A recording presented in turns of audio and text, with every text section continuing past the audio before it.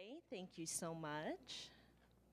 Now, today, Mr. William Willie Higgins started his career in Northern Ireland as a bricklayer in a registered apprenticeship. Mr. Higgins served as a journeyman bricklayer for over 32 years.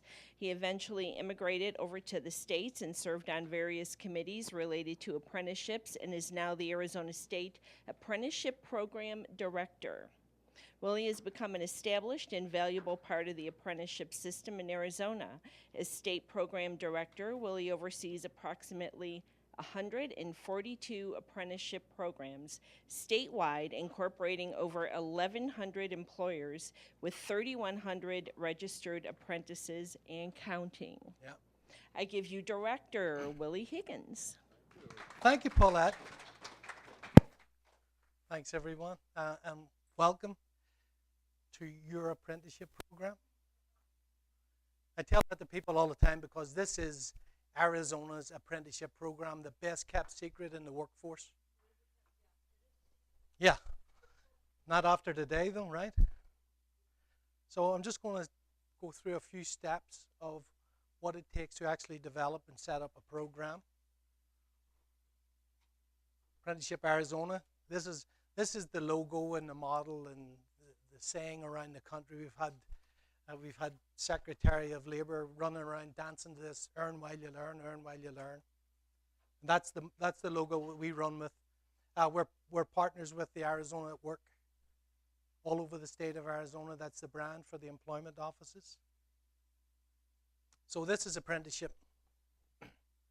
On-the-job training plus related instructions equals a great pay.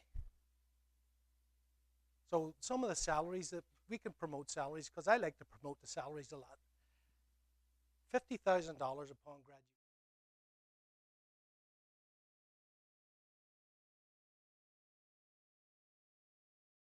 $90,000 when they graduate from the program after 3 and 4 years of training.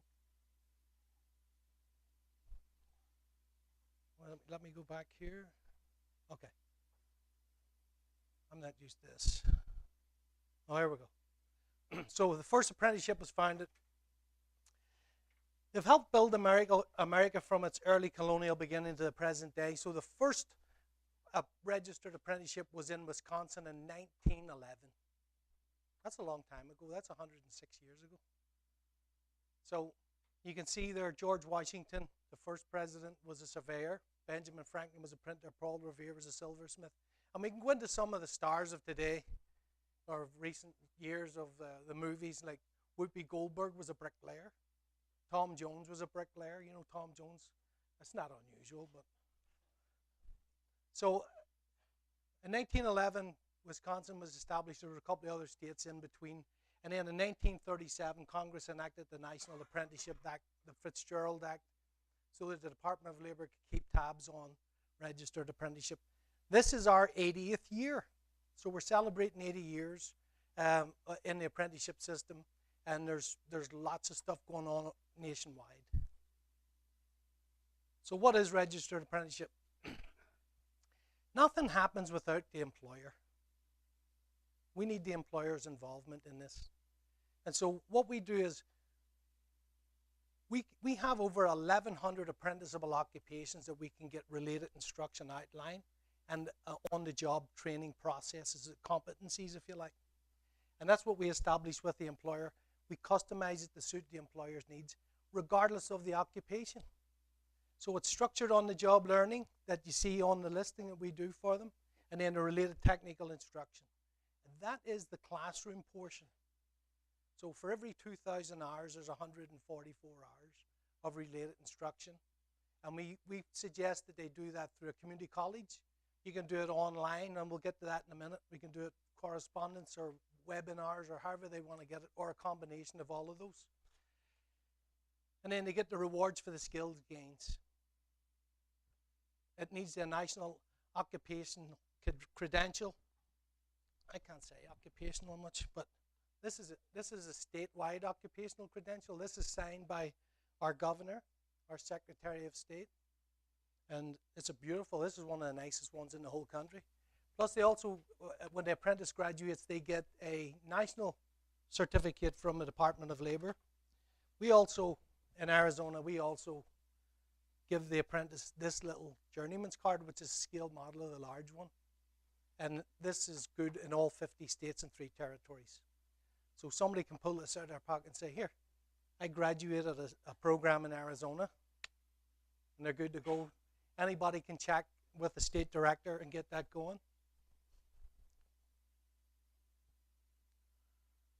So on the job learning, the job tasks are developed with industry and employers. Again, we have about 1,100. There may be a little more than 11. We haven't actually counted every single one of them, but every one of them has to have a minimum of 2,000 hours. Some occupations have 2,000 hours.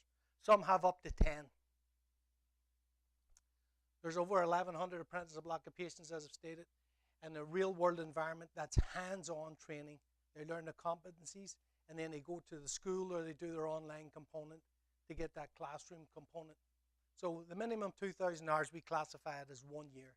So every training program has to be at least 1 year. So related training, related technical instruction is vocational and the technical schools. So I'm not going to read everything out here. You can see this, and you'll probably get this here when all that gets it to you afterwards. But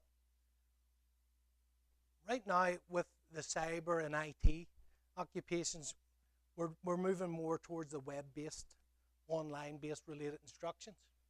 Recently, we just signed a program up. It was in Seattle for an IT company in Alaska, and they get their related instruction service through a community college in Tennessee.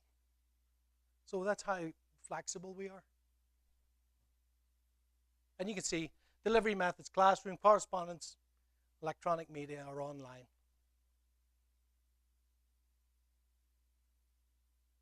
Open the curtains, see? I didn't even know it did that, but it's good, isn't it? But so here's some of the benefits, a lot of the benefits to employers. Reduced turnover rates, because a registered apprentice coming into the program usually read raw. But because they've got that structured competency in front of them, they're not being told just, hey, once you get that done, go over and wash that sink or go and do this and that's it. They got to follow those competencies in order to go through. It's got a more diverse workforce. We have outreach efforts where we can get people coming in from all walks of life. You build partnership with certification and licensing agencies, which is critical. All our community colleges do that. And more importantly, your employees are trained to the company standards because the program is for the employer. You can nurture people from the ground up, and you probably know more about it than I do, being and working for a big company such as you do. You can nurture them into it. So it's a valuable asset in recruitment and retention of a highly qualified workforce. People see, especially kids when they're out there, say, I'm working for this great company and it's this, this, this, and this. Word of mouth is critical. And then what? Uh-oh, there's the original Apprentice. Right? We just threw that up there. We'll see if we get a chuckle out of everybody, right? He might be good for apprenticeship. We don't know yet. So registered apprenticeship benefits for the apprentice. It increases your skills because you're learning those competencies from a qualified mentor, superintendent, supervisor type of person. You get higher wages. You progressively get wages as you go through the program. So usually structured in $1,000 increments.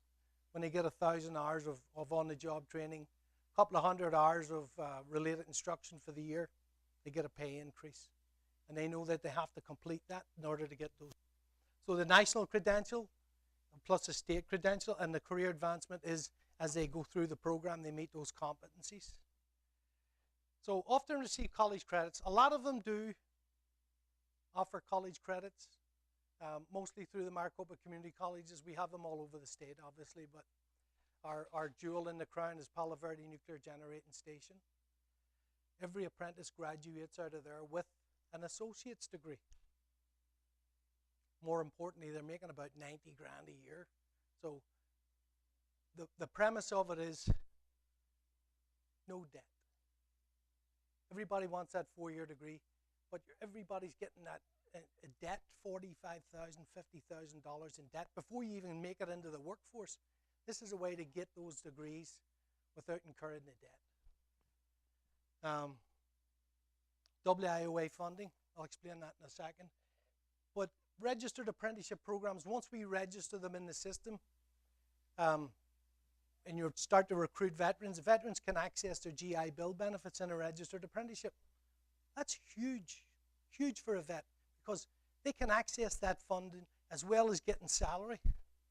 And that's $1,100, maybe more a month. You know, some people are getting 16, some are getting 9, but that's tax-free dollars in your veteran's pocket.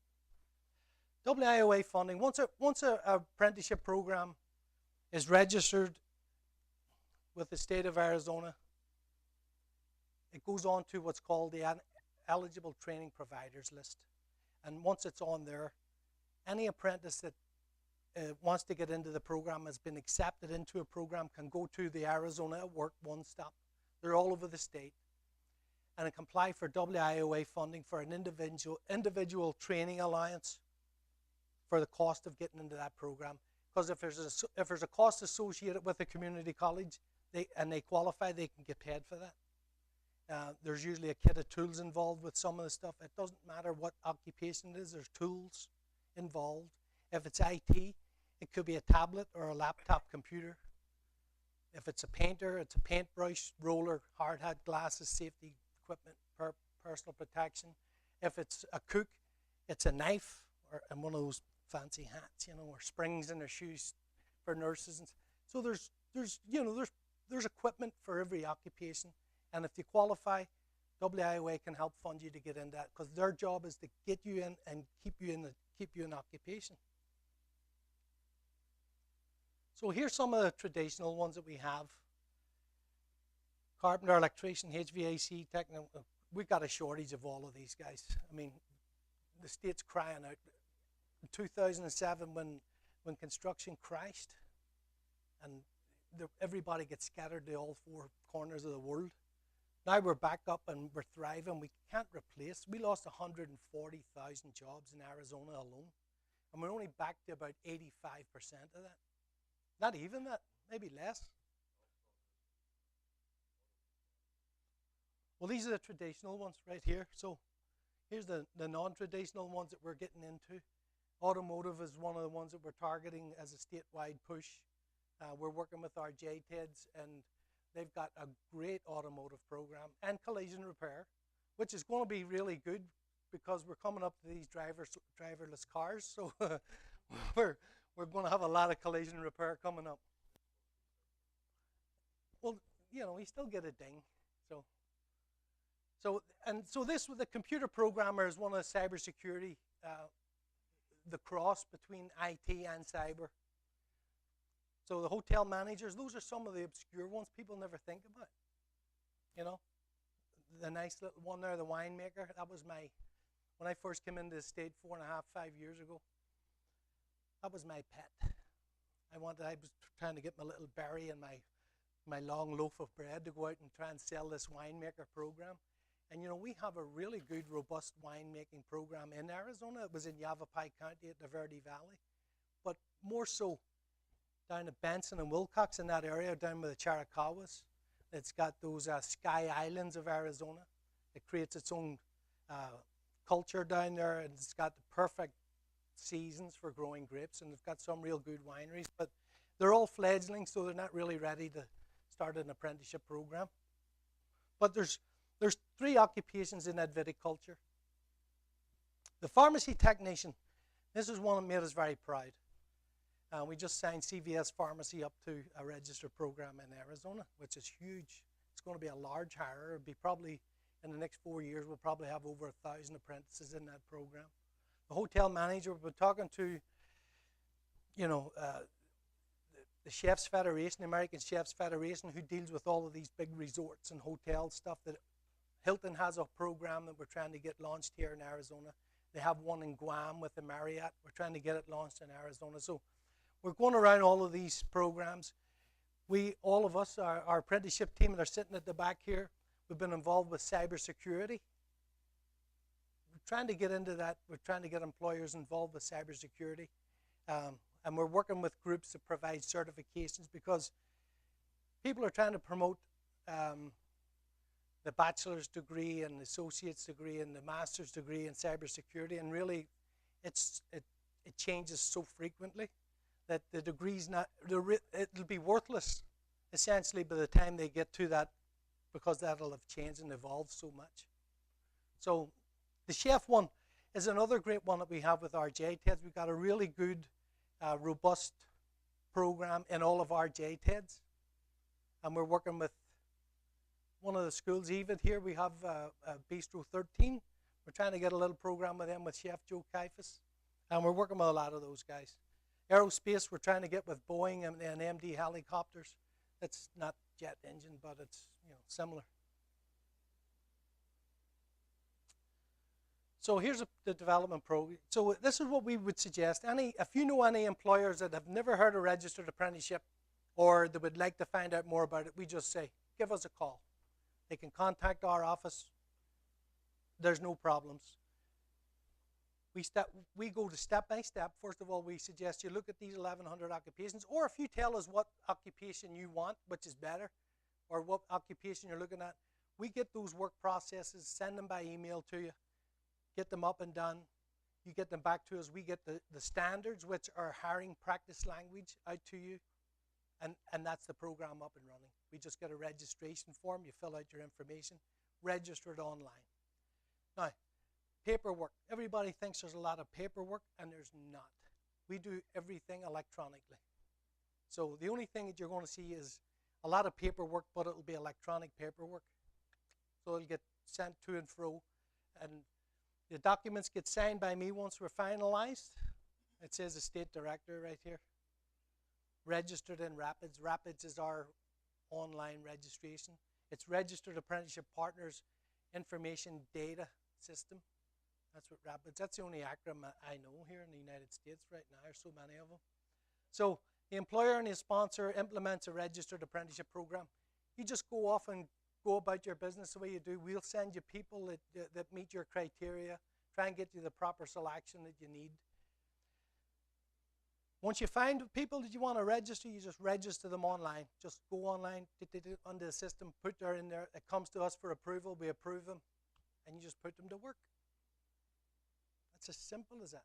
It really is as simple as. People say, oh, what's the catch? There is no catch. This is a voluntary program. We have a gentleman sitting here who used to have a program with us, and you can attest to how simple it is, right? Mr. Ken there. And we're always there. We're your apprenticeship program. So here's a couple of did you know facts. I didn't even know this myself, actually. 150,000 employers and labour management organizations participate in registered apprenticeship. This is nationwide. There's 530,000 right now. And that's the average starting salary there. Lots of them do earn that credential, a 2 to 4 year equivalent degree. And you can see those.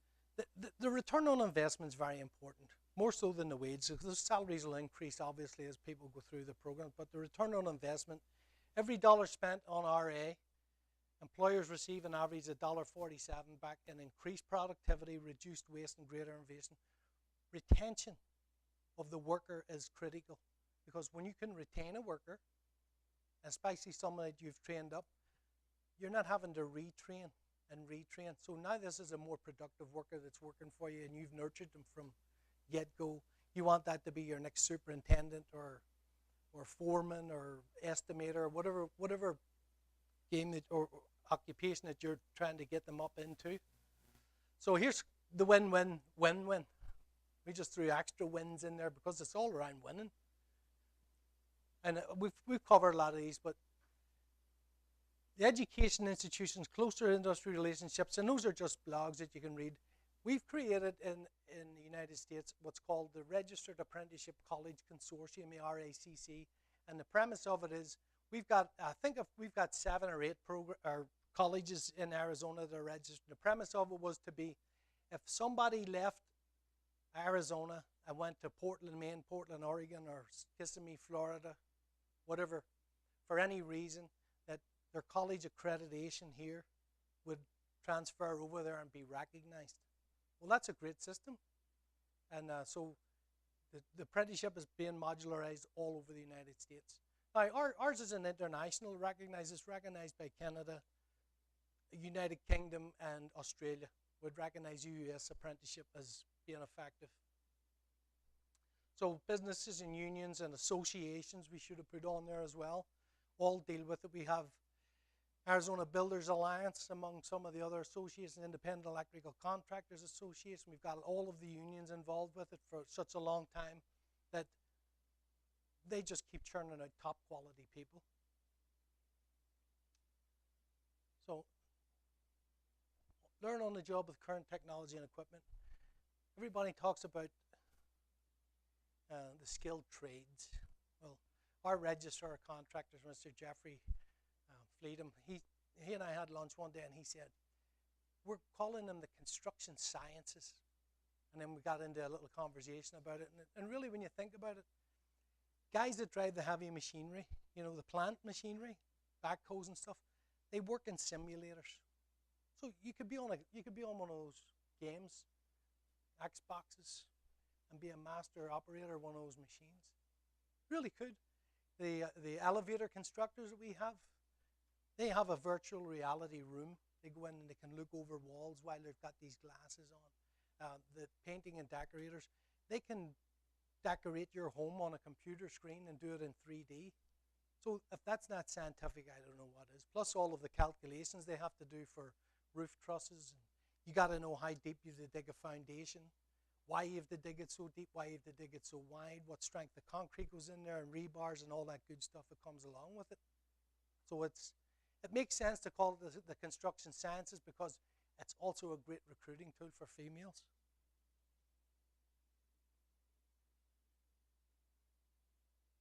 Do I need to read that out? It's proven. It's in Europe for hundreds and hundreds of years. It's actually so old, apprenticeship, it's mentioned in the Bible. And anybody doesn't believe me, you can Google it up. Right, apprenticeship in the Bible, you probably get 10 hits. It's somewhere between Genesis and Revelations, right? And so take your pick. So that's cool, isn't it? That's technology for you right now, you see. So this is our team, and there's our apprenticeship office. You can look at that. There's a great little video on the front of our apprenticeship. Once you open up azapprenticeship.com, there's a little video PowerPoint in there that gives you an overview of what registered apprenticeship is. That's our contact number. You can reach all four of us at that phone number, or you can have our own information right there. See? That gets everybody every time.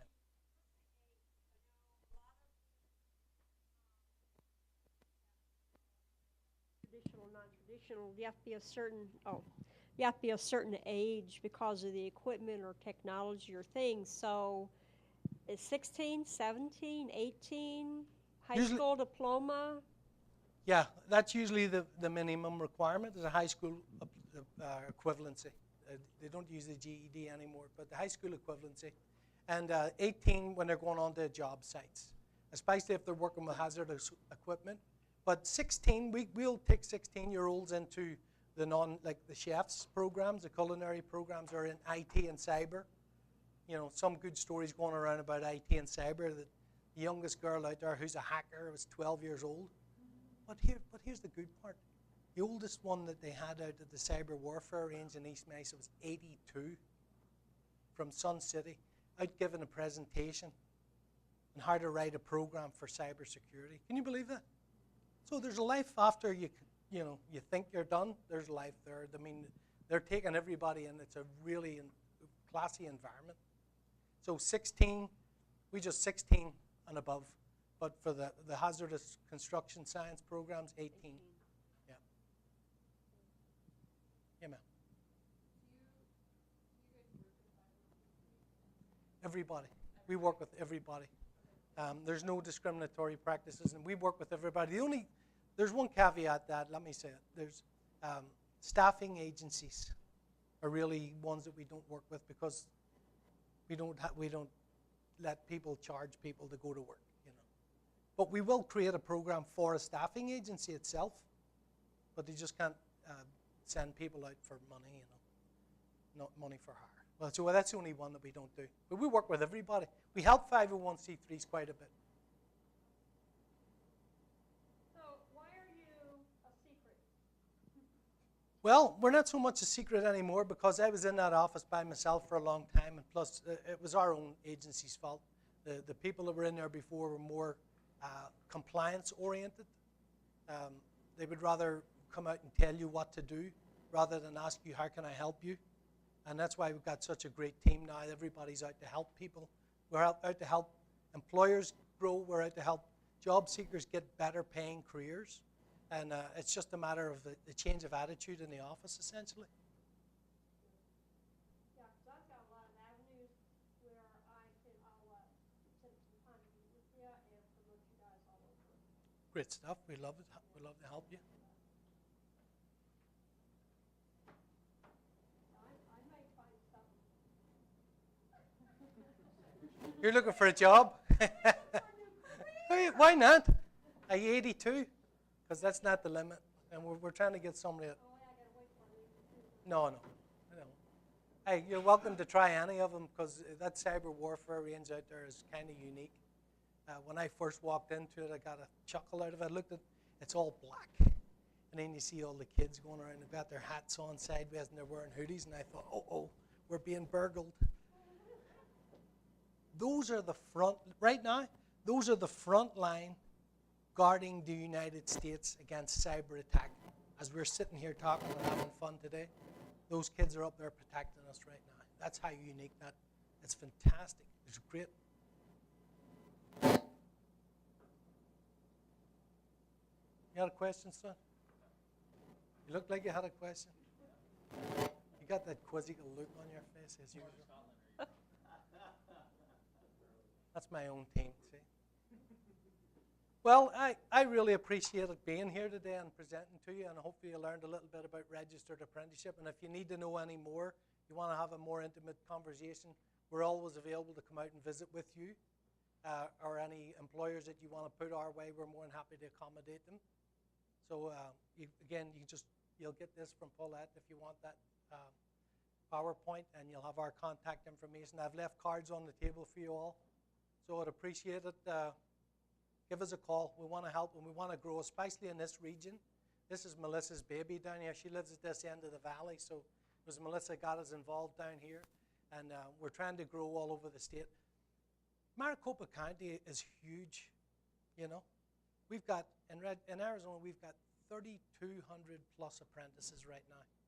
We're looking at 142 programs. And realistically, we should have about 12,000 apprentices just in Maricopa County. You know, there's just a lot of entities that have never heard of registered apprenticeship or the opportunities that it creates for them. This is a voluntary program. It doesn't cost anything to set up and create. It doesn't cost anything to maintain because you're already doing it as an employer. When you hire someone, you're already doing registered apprenticeship. You're just not getting accreditation for it. And the only extra piece of paper compared to what you're doing as an employer is we have what's called an apprentice agreement, and that's created online. You just print that out, have the apprentice sign it, keep one in their personnel file and give them a copy. That's the only extra paper that's involved.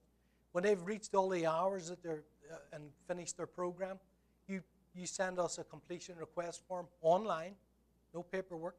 We complete that, and then they get that beautiful certificate sent to them, and they can take that all over the United States. How's that for a deal? That ain't no bull. Can I use that? So, that's it. Thank you very much. Thanks, Willie.